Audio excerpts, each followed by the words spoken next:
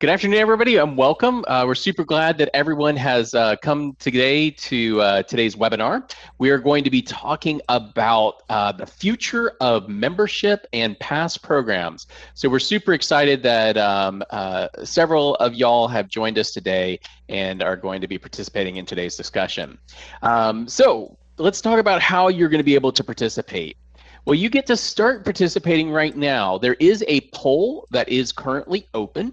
That poll has just a very small 5 questions on it, and we'd like to encourage you to please participate in the poll. So just real quick, we'll run through what those questions are. The first one is trying to get an idea of kind of what's the value of your membership. Whenever that membership is being priced, kind of what is it equivalent to? Is it 1 visit, 2 visits, 3 visits?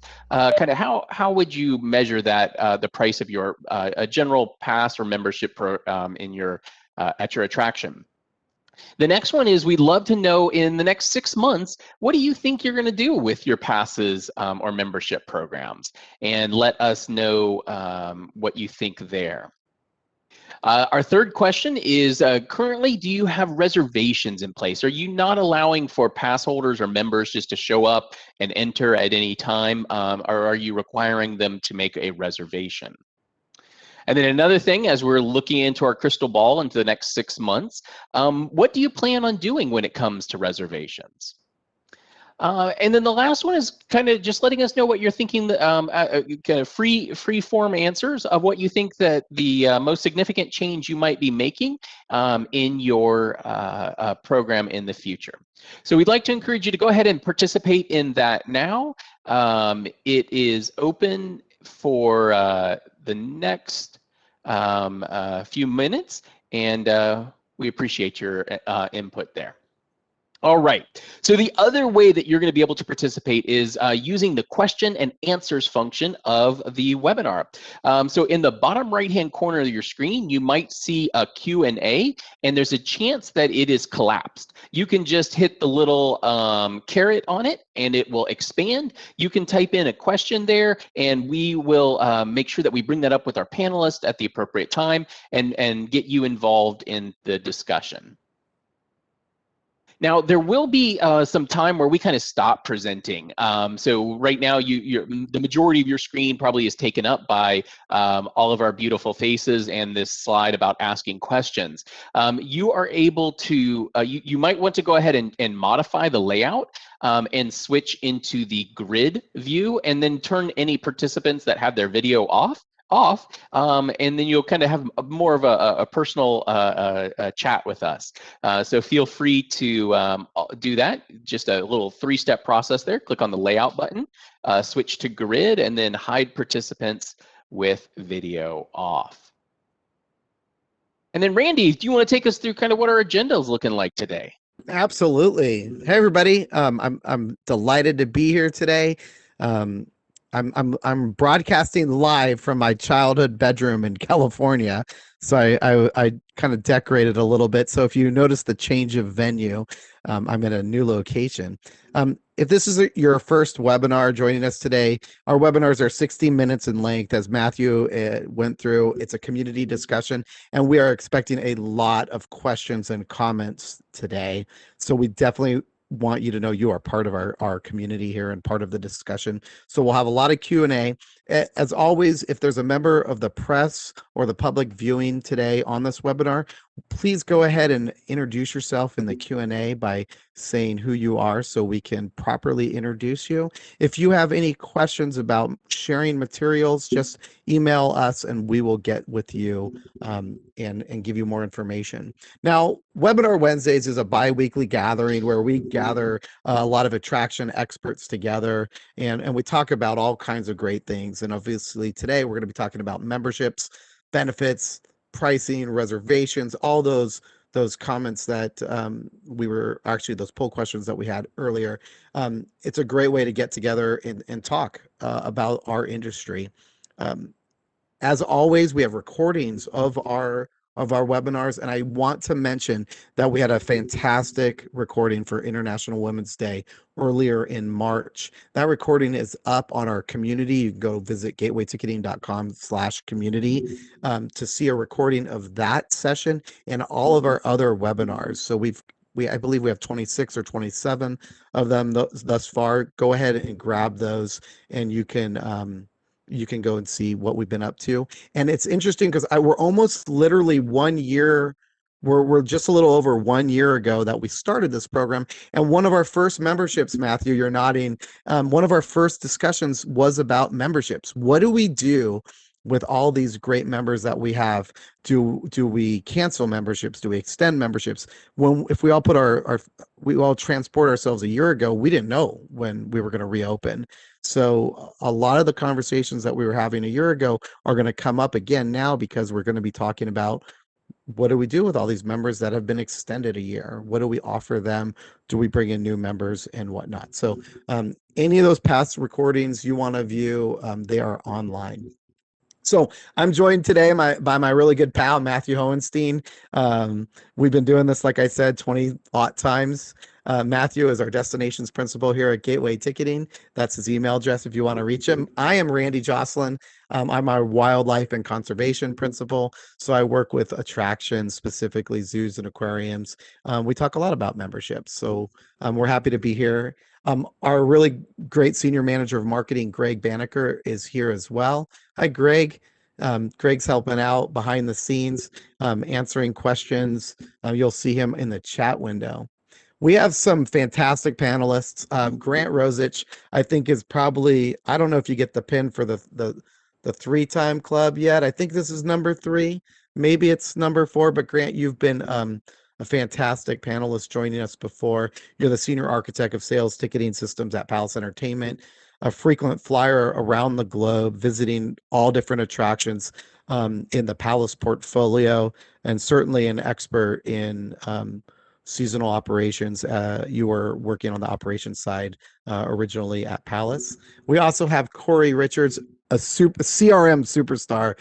Corey is fantastic with data membership programs. She's joining us from the Dolly Museum in Florida.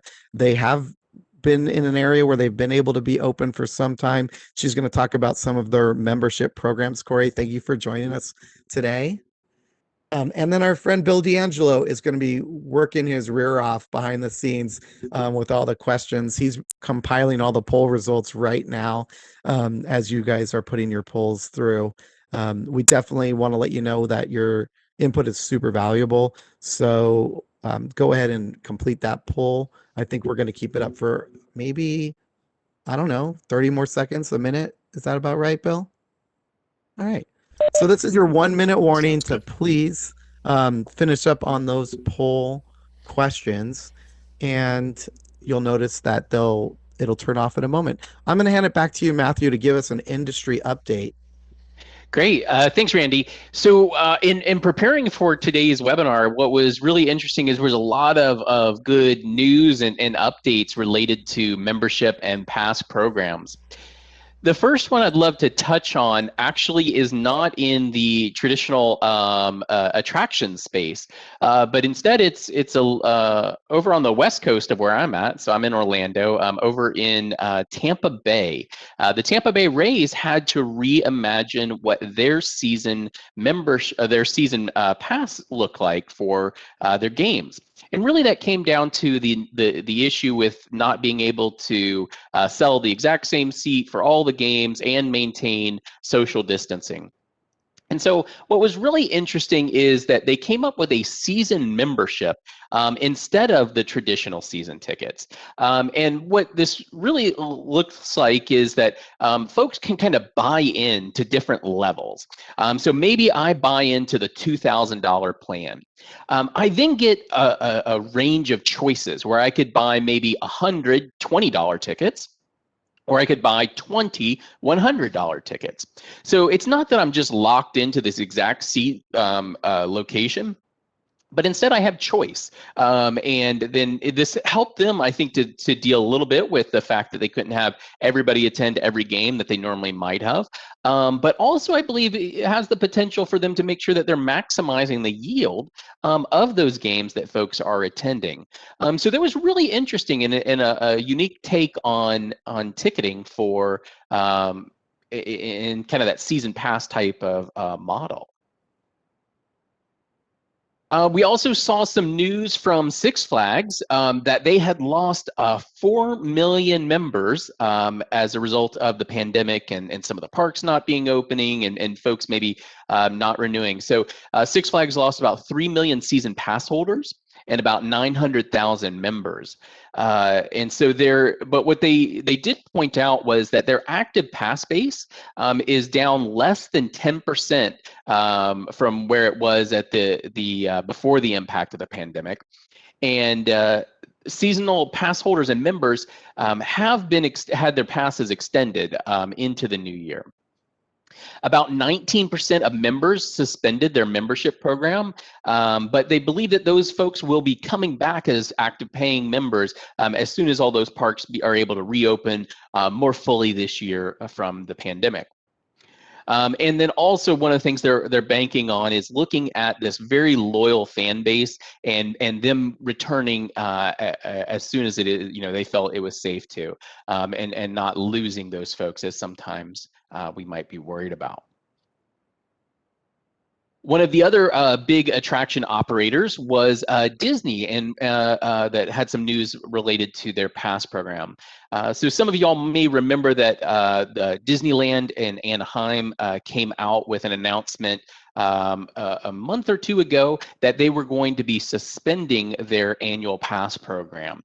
And Bob Chapek was quoted in an interview on kind of sharing some of the insight on why they may have done that. Obviously they had been closed or they will have now been closed for a full year. And one of the things that he pointed out was that this was an opportunity where they can go and think about how they can be more efficient and how they can introduce yield management strategies in a more profound or unlimited way than if they had just kept their original program continuing. With overall their goal of making sure that that guests, both pass holders and ticket holders, have an even better guest experience at Disneyland, and that they're able to manage the crowds. Obviously, Disneyland in California has a very, very strong local following and a lot of fans that when all of those decide to visit on the same day could make for a more crowded experience. And so it looks like, based on his comments here, that there's opportunities that they believe in how they're going to manage that. One of the other items that I had run across actually today was the Cedar Fair parks had recently come out with some information on their Pass Perks program. So this was a program that they had started up towards the end of 2019, and it was kind of a new loyalty and rewards program to try to encourage the visitation and rewards that you could then claim at a home park. So obviously one of the things that they had to reassess is we've had some of our parks that maybe did not get to open last season. And so we're going to make sure that those folks that were enrolled in the Pass Perks program, if their home park wasn't able to open, will get a loyalty reward added to their pass that they can use since they weren't able to take part in the loyalty program in 2020. So I think this is an interesting point in that as we've kind of made some changes to our pass programs, it's maybe introduced other complexities when we have this kind of radical thing like COVID-19. So it was interesting to kind of see that they wanted to make sure that they respected those members, and despite the fact that they weren't unable to open due to situations beyond their control, that they made sure that they still felt valued as being part of that Pass Perks program. And the last thing I wanted to kind of bring up here was a parking price change. And seems a little bit odd since we're talking about passes or memberships, but Universal Orlando recently raised the price of their prime parking, which is a little bit more preferential, kind of a little bit closer to the park, a little bit less walking, that sort of thing. And it was a pretty eye-opening number that it has gone up $10 from $40 to $50 now. So that's one very interesting from a parking yield management standpoint, but it's also interesting in the value that it just added to some of their passes. So one of their passes, the Premier Pass, does include free. Oops, sorry. Free valet and preferred self-parking, or that prime self-parking. So those folks just, every time they park now got $10 more of value. So it's very interesting as we think about how we might make changes to other products or programs, that we think about how that also applies to our membership and our pass programs, because we've just added more value, but we may not have changed the price of those at this time. So making sure that we can capitalize on some of that messaging when we first do that. So those are some of the things that Randy and I had run across that we wanted to share with you. And I think we wanted to maybe dive into some of these poll results. What do you think, Randy? Yeah, we could definitely. Bill, are you able to get some of those results yet, or are we still working on those? Sorry, I was on mute. Yes, I have the results for the first 4 out of the 5 questions. I'm not seeing anything from WebEx on the open question yet, so hopefully that's still compiling through the service. Awesome. But yeah, I will keep you up to date if we get those results in. Yeah, I want to let everybody know as we jump into the poll results, everything. I was able to go to Universal and SeaWorld and some other attractions, Disney World, over spring break. And it's funny about parking. I actually ended up buying annual passes for Universal. And, the preferred parking, I mean, I just paid it. I didn't even think twice about it. And as a pass holder that doesn't get, I actually am the green pass there. We bought the most inexpensive passes because we have a pretty large family and we're not Florida residents. But I started to think about parking, and so many attractions offer parking as a benefit. But the reality is, I think it's one of those areas where, from a revenue capture standpoint, we are going to continue to see that maybe the parking gets removed from those lower level, mid-level benefits and becomes just an exclusive tier 1 benefit. There is a lot of money to be made in parking, and it's a really great opportunity to, if your guests are coming, a guest like me who had already paid for the passes, I didn't even bat an eye about parking. And I did pay for preferred parking on each of my visits to Universal, just because of the convenience of wanting to go there and enjoy that experience. So I do think that's one of those benefits that I would expect that will be changing in the future.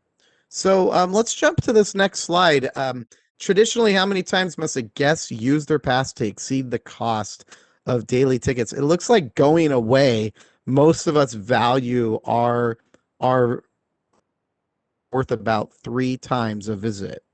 So 30-ish dollars for a daily visit is going to net you around a $99 price point.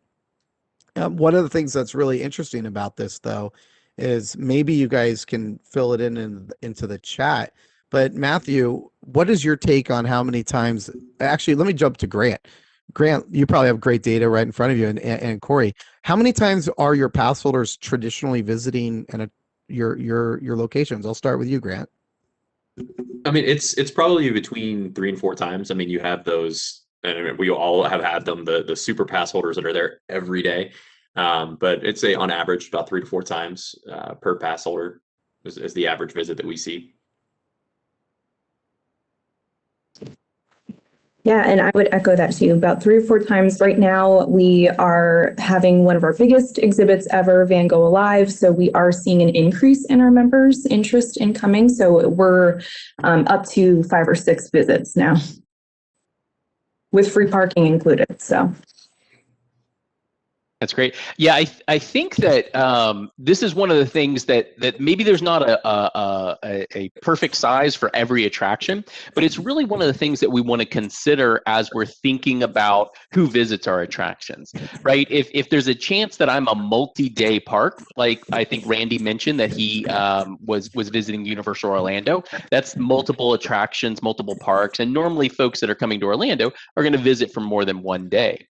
So them maybe pricing up in the 3, 4, or 5 range to make sure that they're not diluting maybe some multi-day ticket revenue is really key.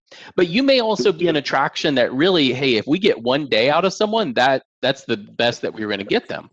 So pricing just slightly above maybe one visit is really the what you need to kind of incentivize someone to move up. And if you were pricing at 3 or 4 visits, you're probably too high and nobody's going into it. So I think it's a real fine balance of kind of making sure that we're looking at what our offering is. Corey, bringing up that folks are coming several times to the really exciting exhibit that they've got right now. And then factoring all of those things in as we design that overall pricing is really key. Yeah, I started to think about some of my water park background, and I think the water parks is a space where, and I don't know how many folks are joining us from water parks. Obviously, Grant, you started in this industry at a water park, so you know water parks quite well. In the water park industry, it's interesting because that's an area where I would say this number tends to be closer to like the 1.5 to 2.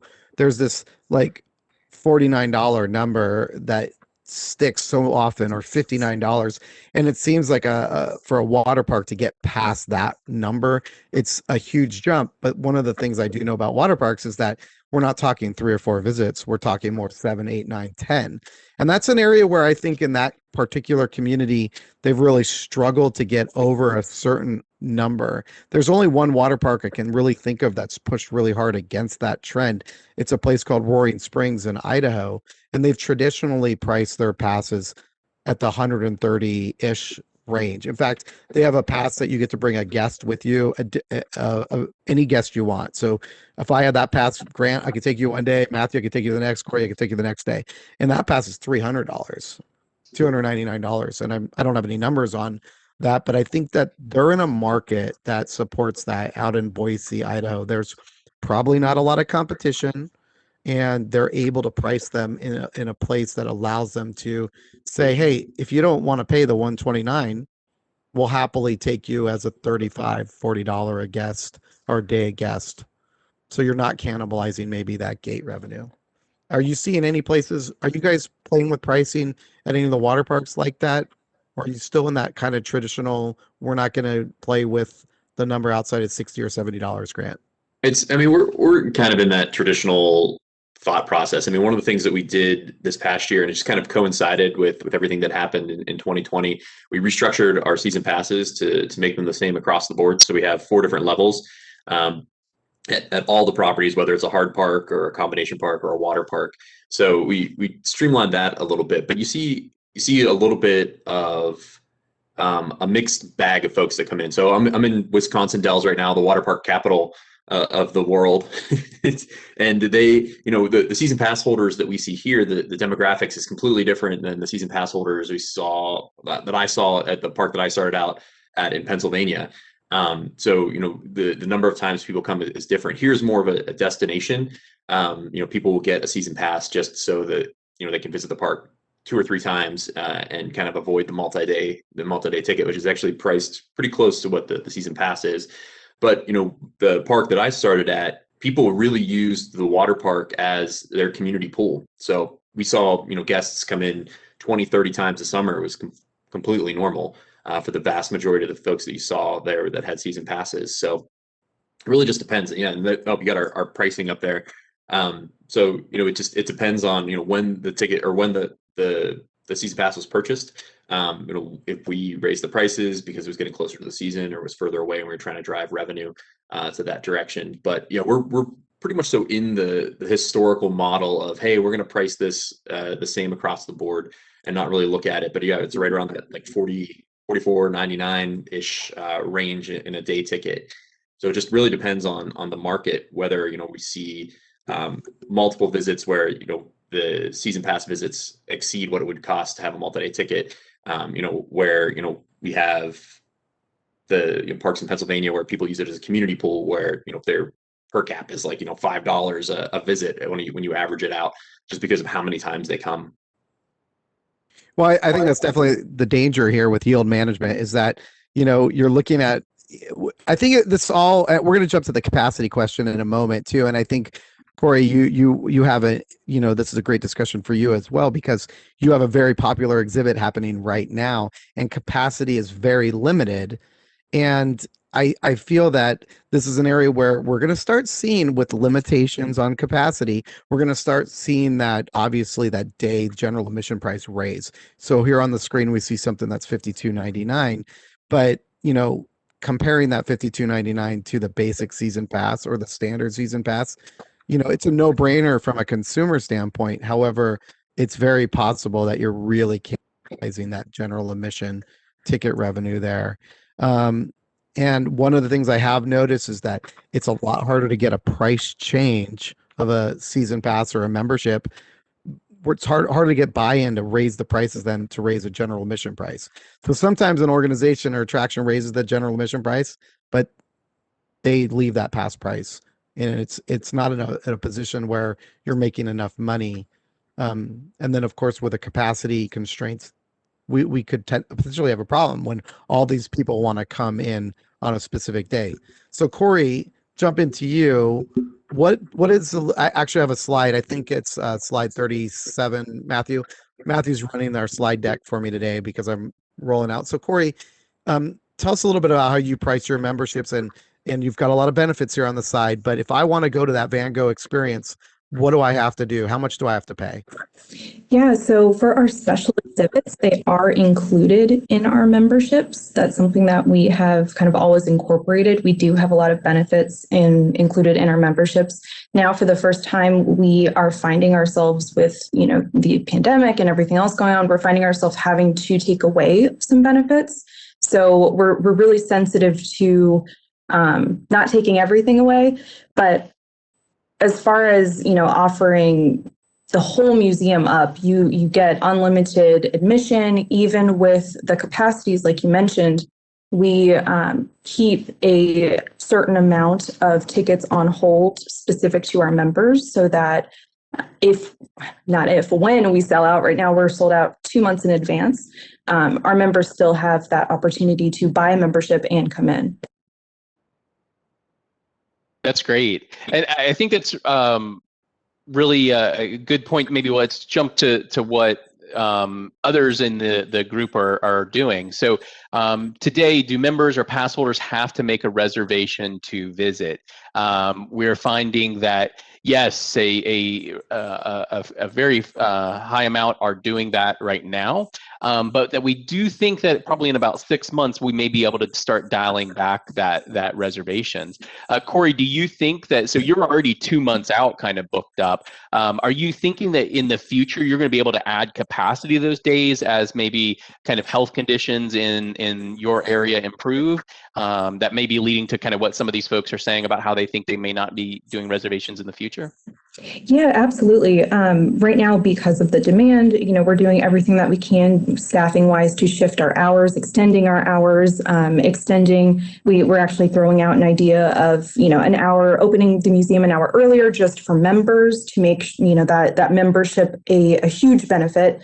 And yeah, I think 6 months from now, we will have some type of hybrid of walk up, but this has been since November. For the first time ever, we required our members to make reservations online. So it's been quite a bit of training. So we don't want to lose that momentum since we've kind of trained them to go there to the web store to reserve. But I do think that we'll open up more capacities, especially being in Florida. So. Yes. Yeah, so I think that's one of the things that's really interesting, right? We have fundamentally changed how we operate attractions as a result of a pandemic, and that introduced a capacity management. That Corey's members having to make reservations, and obviously a lot of us probably are thinking, hey, as soon as this thing's done, let's go back to the old world, right? Let's go back to what it was. But I think it's really encouraging to think through. Well, wait. Maybe I should go back to something different. Maybe I should keep some of this. You know, specifically if we're able to keep kind of a capacity management or this visit date stuff, maybe that has some advantages to us in our general admission space, right? I can revenue manage, I can yield that up because people are telling me when they want to come, and I can charge them appropriately for it. But on the other side, if we are at an attraction where sometimes we're having to turn away our general admission guests, and because maybe we're oversaturated with our season pass holders, if we've kind of kept this reservation function in place, we may have a better way to kind of yield those two groups in an appropriate way, where we could limit some of our visitation from season pass and make sure that we still have that room for general admission. So I think it's really encouraging to think through. We don't have to roll back to the 2019 playbook, but we could come up for 2022 with the best of all of those. Hey, Matthew, as a consumer, I'm going to jump in here and tell you, like, I love the experience of making a reservation and visiting on a day that I know I'm like, I made the cut. I don't mean to say it in that weird word, but like when I walk around and I was like, we got a reservation, we're here, and I know that the attendance is maybe less, and I understand it's less than ideal over here in California. In fact, we got great news today that they're moving into the orange territory, which means they can increase capacity almost immediately, as tomorrow attractions can reopen on April 1st. But I really think that experience is really special. As a pass holder, I got in. I'm now enjoying the attraction, and I think I had a better experience because of it. Now, I'll tell you, the process of creating a reservation, not always ideal. I'm really been struggling. We're a theme park family, so I have passes to multiple attractions, and that's just what we choose to do. But it is a little problematic making reservations, getting there and trying to, wait till midnight to see when they release. And I, of course, don't like that aspect about it. But walking around an attraction that has less attendance, I spent more money. We enjoyed our time. I probably more. And it was great. Now, Universal, on the other hand, a little different. They don't have reservations. We would try our luck. We would get up early and get there. And on one day, we couldn't get in. But we went to City Walk and spent a ton of money at City Walk, right? Because the theme parks were closed. So I just think that attractions are going to have to monitor and look at what they're able to do, in terms of making that a special experience for their members or pass holders. Yeah, I think that's a great point, Randy, and I want to highlight what Isaac in our audience had brought up is, hey, what is that experience for a member to make a reservation? If it's something that's going to live and be around for a while, golly gee, it should be really simple. And I think he has a really good idea there, is saying, hey, I can just pull up my pass on some digital experience. I can say, hey, I want to use it, and then it automatically says, okay, great. When do you want to use it? What date and time? So Isaac, I think you've got a good idea there, and what I would certainly encourage, it's all about simplicity, and let's make sure that we're not scaring people off or making it too difficult for them to visit, because then that's going to deter the reservations, and then we don't get the benefit of that. So I think I wanted to just step into next, just thinking about where pricing might go for our memberships over the next 6 months. So we had asked everybody that was attending, hey, in the next 6 months, where do you expect your passes to go? And it looks like the majority of folks are thinking, hey, I'm probably going to be keeping prices where they're at.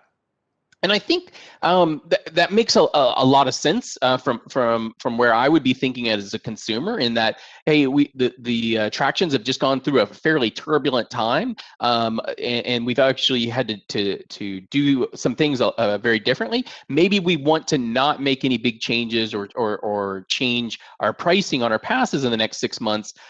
Because there's probably a fair amount of passes that have already extended for free into this time, and rocking that boat right now is not going to really add us any value. Corey, maybe I could just kind of get your thoughts on where you think, from a pricing standpoint, attractions might be looking to go, and what your thoughts may be there. Yeah, so we had just actually raised our membership prices a little bit over a year ago, right before the pandemic happened. So we did that to incorporate our lot holds 120 cars. So we incorporate parking for free, and we also try to keep pretty consistent and level with the prices in the area. The St. Petersburg, Florida, Tampa Bay area is super artsy and cultural. There's a lot of different museums here. So we wanted to, stay within that pricing, but also deliver. We have reciprocal programs where, other members of other museums can come in for free. So there's a lot of value. Yeah, that's very key to kind of make sure that we're always balancing that value, right? And not getting into a situation, there's some attractions that maybe have a membership program where I can always bring a guest. That's one of the things. It's an amazing selling point for a certain membership, but it also could be very cannibalistic if the only people that are taking advantage of that type of an option are resellers or something like that, right? Where I'm just going to bring folks in that would have normally bought a ticket. So kind of keeping an eye on that and then setting the price where appropriate for that is great. Grant, I'm not sure if there's anything you want to add from a pricing perspective on what you've been seeing. Yeah, I mean, it's from the PAL standpoint, it's basically what we're seeing. That the polls are probably going to stay about the same, maybe increase the price a little bit. And we're trying to move back to our pre-pandemic model, where the earlier you buy the season pass, the better deal you get, and kind of move it up. And in the same token, kind of what Corey was saying is, what other benefits can we add to the pass holders to entice people to purchase a new pass? Like most of the parks, or a lot of the facilities out there. We had a couple parks that didn't open, and the original plan was to roll all of those passes forward to 2021. What we ended up doing is rolling all of our 2020 passes, because we had a truncated season last year. We rolled all of our 2020 passes over, 2020 passes over to 2021 passes. So really getting folks to purchase a new pass or upgrade to a higher level than what they had the previous years is what we're really trying to do. So the pricing's pretty much so the same. We expect it to see it increase a little bit as we get closer to the season, but that's where we're at. We're kind of in line with what everyone else is doing.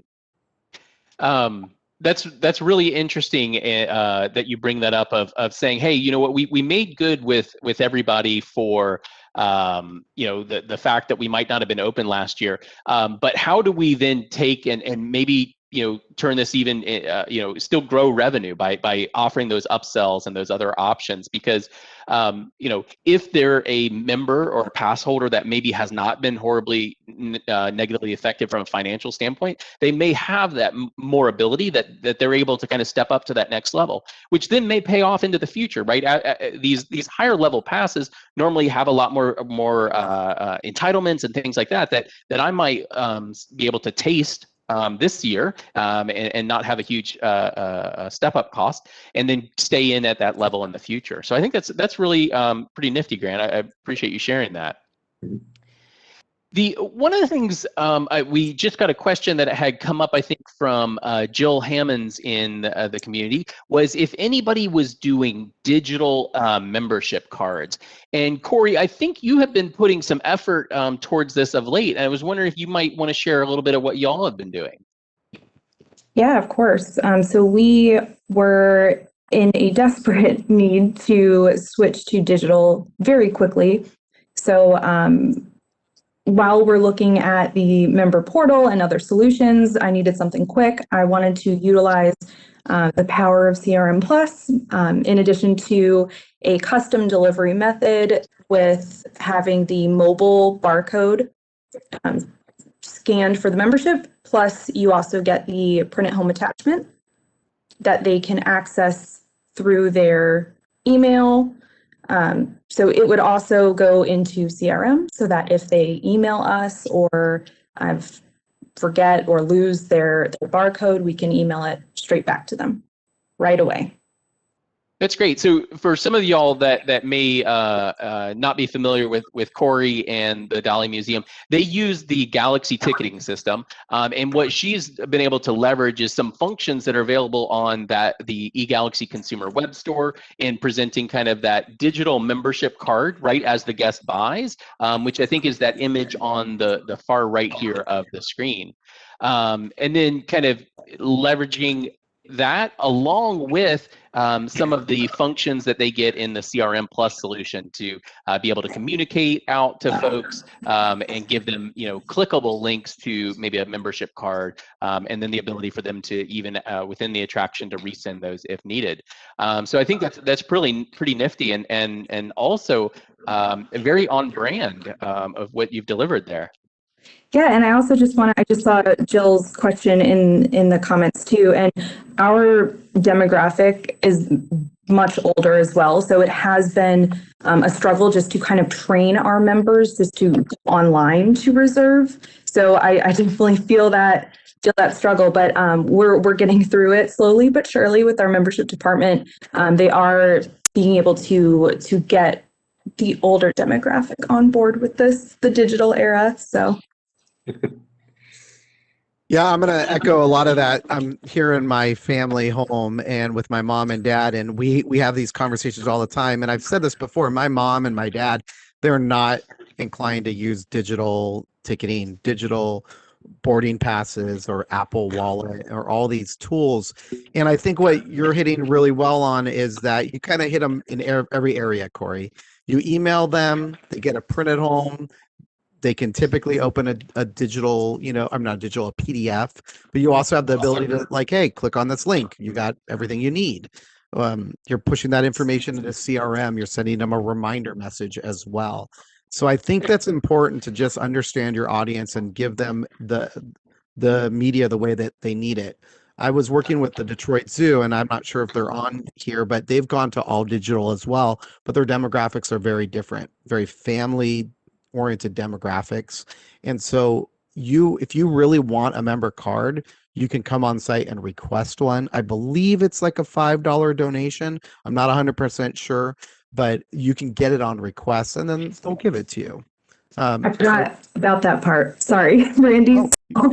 So the delivery methods, the way that I've set it up, there's two options. One is go green. My e-membership will be included in the email. And the second option is digital membership plus send my printed card via mail. So we do still have that service available, but what we're trying to do in baby steps is training our members to go more towards go green, help us. Let's not print all these cards that you might use, a couple times when you can have it, in your email or on your phone.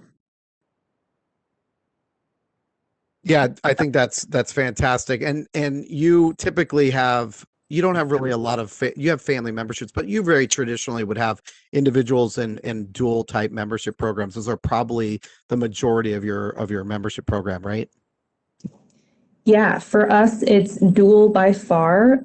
We also offer the family and then the NARM reciprocal, since, like I was saying before, we have a lot of museums in the area. So NARM is essentially an organization where you get in other museums for free. So that is also really popular. So speaking of membership pass structure, I'm going to, we had a question come in from Emlyn about how they've restructured their pass program. And we are seeing a little bit of a shift where some organizations are going to an individually based price model. Matthew, I think I have a slide with maybe some prices from the San Diego Zoo. The San Diego Zoo is very traditionally been moving toward this model, away from like a dual membership model, away from a family membership, where each member is paying their own price. So you can see a child is $62, an adult is $139. This is one of their higher level passes, but you can see that they still offer some other pass programs that are a little less than the $139 for an adult. So we are starting to see a cat walking across my screen. Hi, cat, move. Not something I have at my house. Sorry about that. Ow. It just got me with its claws. We are starting to see a little bit of places move into this space where maybe moving away from a family membership that gives you all these children for free, and some of these aquariums and zoos are moving more to like a theme park model. I would say that with reservations and capacity management issues, we might start to see this happen even more, because you just can't have a family membership that's good for two adults and all the kids that you want to gather in the minivan. You are starting to see a little bit more controls there. So I would expect maybe additional members are $30, $40 more to add on to a membership. So that was a little bit of an answer to Amlin's question there. That's great. And Robert Callies has shared, that their attraction did do away with family memberships last March as well. So kind of continuing on that trend. One of the other elements I just wanted to kind of take a moment and touch on was the power of marketing and words in our season pass and our membership programs. I want to jump back for just a moment to when we had talked a little bit about what Six Flags was seeing in their pass programs. So I'm not sure if anybody noticed, but Six Flags is an amusement kind of theme park type attraction, and normally in those environments we're talking about season pass only. But you'll notice that one of the things that they reference are memberships and season passes at those same attractions. And I found that really interesting because one of the key differences between the two is really just the way that you pay for it. In that a membership, just like a gym membership, I'm paying every month and I'm taking advantage of it that way. And a season pass, hey, at the beginning of the year, I'm paying down everything and I'm getting that. And so I thought that was a really interesting way, rather than focusing on, hey, we have these two different ways that you can pay for it, but marketing it differently as almost it's a different product, and getting maybe that more in affinity kind of, hey, I want to be a member, I want to be part of something. And so I'm going to buy into this thing that automatically is renewing month after month, versus you just telling me, hey, do you want to pay for it all at once or do you want to pay for it over time? And kind of having this payment type discussion. And I'm not sure, Corey or Grant, if there's other ways that maybe you have marketed or talked about passes differently that have kind of maybe didn't change dramatically the what you were offering, but did help to drive kind of maybe a behavior that you wanted, or the sales that you were looking to achieve. I think for us, one of the things we've toyed around with the idea of having a membership sort of model where you pay your payments are broken up by 12 months, so it's really spread out. When we were looking at that, those passes were much higher priced than our traditional pass, and they had more perks to it. And basically the overall goal is to drive more revenue. But the majority of our passes are either on a payment plan or they're paid in full. So we don't really have a typical membership model, but essentially it is a membership. But when you see that, the goal is to purchase the higher price pass. That's what we're here for. We're a business. We want to drive revenue. So when we offer the passes, we offer payment plans for them. That it's spaced out depending on when you purchase it. So if it's a Black Friday pass, you have 6 payments versus 4 payments if you buy it this time of year. But really, we start dropping those payment plans off of the lower level passes the closer we get to the season. If it's the premium passes and highest level passes are the ones that always have a payment plan available, but the lower ones we start dropping them off to try to push people either to pay in full or just to purchase a lower level pass. But that's one of the things we see when we started introducing the payment plans. We saw more folks starting to purchase the higher level passes than we did with the lower level passes, because it's more affordable. 3 payments of $30 looks a lot better than 1 payment of $170. So it's driving those consumers to that higher pass just because it makes it more appealing in the payment option. That was one of the things, again, with the membership when we were looking at doing that. And it was essentially just a season pass with payments broken out over 12 months. looking at a payment over 12 months of $20 a month looks a lot better than, the whole $200 pass at the end of it. But, having that model and then encouraging folks too with the membership to just renew automatically, so they just keep coming back. So it's kind of a continuous revenue model. I always joke, it's like my gym membership. I have it, and it just keeps auto renewing whether I go or not.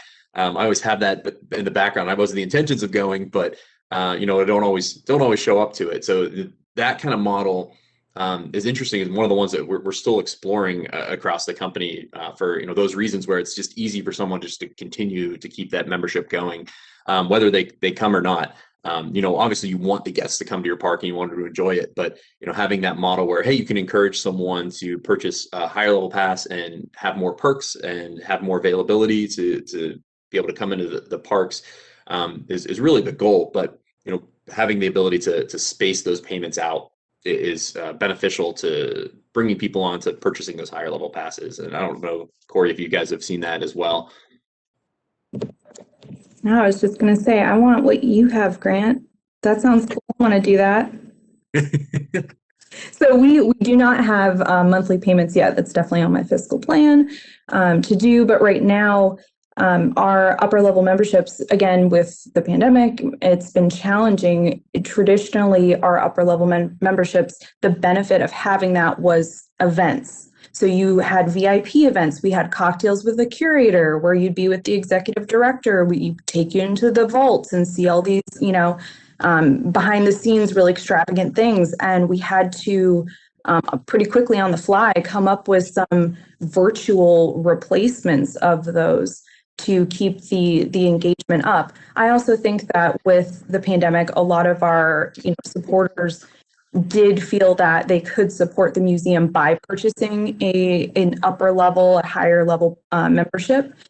So anyways, so now that we're trying to get back into events, we're trying to offer some new things to interest them. But I definitely think that payment plans would be awesome, and we'd probably see a large increase. So I'm going to do that. Yeah, I was looking at doing some of the research here. The gold membership at Knott's Berry Farm was $17 a month, and I immediately was like, "That's awesome! I'd do it in a second." And I realized that I didn't even do the math. I didn't even try to do the math to figure it out. And I'll tell you one thing that I really like about I have a SeaWorld membership as well, just for me actually to go and visit. And what they do is they do transition you to a monthly program. And what I love about what SeaWorld does is that in order to stay on month to month, you just have to say, I'm going to continue to stay on. You don't cancel. But then every month they surprise you with new benefits for the month. And I think that's a really smart way of keeping you, month to month. Like, what am I going to get next month? So you got a little bit of a FOMO if you're missing out. If I dropped, I wouldn't get it. And I really like that. So we're gonna talk a little bit about some poll results. And I love a lot of this here is when we went through all the questions, we were really seeing some trends. And everyone wants to consider going to a digital program. I've heard some very large attractions that are they're going to an all digital program 100%, so that your pass is going to be on your phone. So this might also help you with reciprocal memberships as well, being able to say it's a digital reciprocal program, so you can better validate that I'm allowed to go to this attraction with my membership. So that there might need to be some kind of connections made between the museums, Corey, or the zoos to support that. But I'm also seeing digital memberships across the whole platform. Like I said, SeaWorld is the Platinum Pass gets you to like 12 parks. It's pretty great. And we're also starting to see that you get these benefits digitally through your phone. So that was one of our poll results. Anything to add there, Matthew? No, I think that we did see in some of the other poll results, but also in some of the written comments that reservations is another area where people are going to be doing differently. The kind of even at the reciprocal museums, making sure that they can pre-reserve online.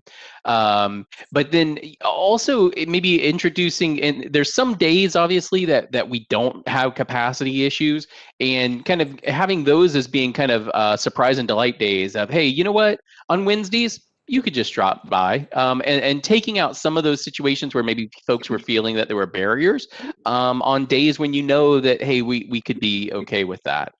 And Cheryl actually just mentioned too that, they've maybe had some passes that don't get to go in on those days. They've lowered their benefits on their lower level, so maybe some levels always have to require reservations. I mean, I would imagine that when Disneyland comes back with a pass program, number one, Bob Chapek said they're going to raise the prices. So, in answer to the poll question, yeah, they would have said yes, they're going to raise the prices.